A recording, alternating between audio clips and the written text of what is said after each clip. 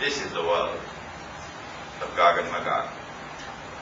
Now then, how will power, when it rests on the foundations which are godless, how will that power relate to the primitive peoples of the world?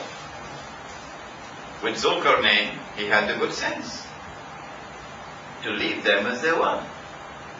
See? But no, when Gog and Magog are released, you will see the world experiencing this strange phenomenon, that power will now be used to ruthlessly destroy the primitive way of life. Has this already happened in North America, where the American Indians were ruthlessly exterminated like cockroaches by those who then dressed up and went to church on Sunday morning and declared, "We are the civilized people. Follow us." That ruthless extermination of the primitive peoples is still going on. Guess who are the majority of people in the Canadian prisons? Yes, the native Indians. They fill the prisons of Canada today. Guess who are the people who weep the most in Australia now? Yes, the indigenous peoples. Yes. I went to Canberra, and they showed me this brand sparkling new Parliament building. But across the road, I saw a hut built with all kinds of plywood and so on, many different colors, small hut. And there was a big sign, Parliament of the Aborigines. It's still there, you can go and take a look at it. And so the primitive peoples of the world are going to be targeted and attacked, and the primitive way of life will be destroyed, stamped on ruthlessly by a people who have no humanity, no kindness. They know nothing about it. That's what you're dealing with when Gog and Magog are going to be released. And those primitive people who survive the storm, you will see them. They'll be in blue jeans and eating McDonald's hamburgers and drinking whiskey and drunk, because the reality that they have to face is too painful for them to cope with. This is what the world is going to be like when Gog and Magog are released. The Quran is warning. When will they be released? How will we know that they are released? And what happens when they are released? Does the Quran tell us anything more? Before we go to the Prophet ﷺ, let's go to the Quran. To the one more reference in the Quran, only one more. And where is it? In Surah Al-Anbiya. Surah Al-Anbiya. Allah subhanahu wa ta'ala, since I mentioned this last night in my lecture, I can do it very quickly now.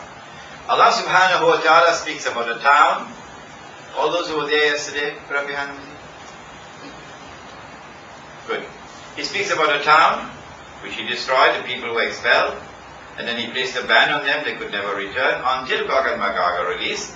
وَهُمْ مِنْ كُلِّ حَدَبٍ يَنْسِلُونَ. And they spread out in every direction, procreate, make carbon copies of themselves in all directions. So they become the world order. They take control of the world. When that happens, then you will see these people being brought back to their town. Which town is it, we ask? The method that we used last night was to go to the Prophet ﷺ, go to all the ahadith on Gog and Magog. I think I have a lot of them in this book, Jerusalem, in the Quran. Go to that, and then you will find, I found 58 ahadith in 9 books of ahadith. And now go through all of these ahadith and see which towns are mentioned linked with Gog and Magog. There's only one. Only one. Satu. Which one is it? Jerusalem. Only Jerusalem. Indicating, as plain as daylight, that the town is Jerusalem. And so the Quran is saying that when you see the Jews being brought back to the Holy Land, the explanation which even the University of Singapore can never give, the explanation is that it is the world order of Gog and Magog which have brought the Jews back to the Holy Land. Now this is something of tremendous importance, because the Jews are back in the Holy Land now. If this lecture was delivered 100 years ago, it would not have the impact that it has today, because the Jews are back in the Holy Land and the state of Israel has been established, while the ulama of Islam are eating halwa. Yeah? Now that we know that Gog and Magog are responsible for bringing the Jews back to the Holy Land, that Gog and Magog are those who control the world, it is now possible for us to go in now and identify Gog and Magog. Don't look so worried now. We go to a hadith first. The hadith is located in Sahih Bukhari 8 times. 8 times in Sahih Bukhari. What I have done in this book is I have recorded all 8 for you in different, slightly different variations, but all 8 I have. When you have 8 ahadith here in Sahih Bukhari, you cannot dismiss this because of one hadith in Sahih Muslim that appears to be in conflict with this. These are 8 in Sahih Bukhari. What does it say? The Prophet said, the Prophet ﷺ was asleep at the home of his wife, Zainab radiallahu ta'ala. He saw something in his sleep. It alarmed him. He woke up. His face was flushed, all red. And he said, Waylul lil Arab, woe unto the Arabs, min sharrin qad iktarama, because of a great evil which will now come upon them. And then he raised his hands like this, made a hole. He says, today a hole has been made in the barrier. Which one? The one built by Zulkarnain. And so the release of Ya'juj and Ma'juj will now commence, because today Allah has made a hole in the barrier. Nobody else can make that hole. Only Allah can do it. Because Zulkarnain says, فَإِذَا جَاءَ وَعْدُ رَبِّي جَعَلَهُ دَكَّاءَ. When that time comes of which my Lord has warned you, Allah is going to bring down this barrier. When did this experience take place? This is in Medina. This is after the change of Qibla. Okay? It is at this time that the barrier is now brought down. And so Gog and Magog are released in the lifetime of Muhammad alayhi salatu wasalam. Are they all released at the same time? No. No. Because first of all, the Quran told us in Surah Al-Kahf that they will be released as waves. وَتَرَكْنَا بَعْضَهُمْ يَوْمَئِذٍ يَمُوجُ فِي بَعْضٍ.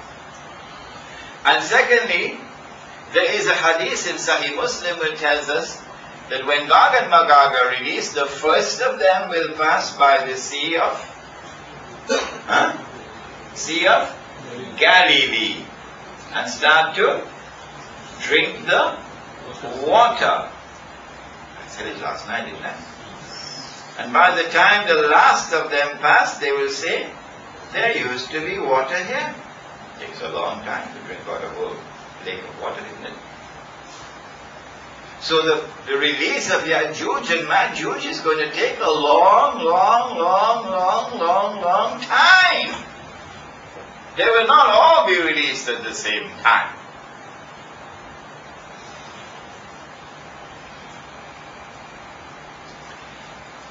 They were released in the lifetime of the Prophet ﷺ. Now we can try to identify them. Number one, we're looking for a people who, when they are released, the first people they will attack would be those people whose language nobody could understand. They will be the first people to become carbon copies of Gog and Magog. Yes. Secondly, when they are released, they are going to exhibit an obsession with the Holy Land, because they eventually have to bring the Jews back to the Holy Land.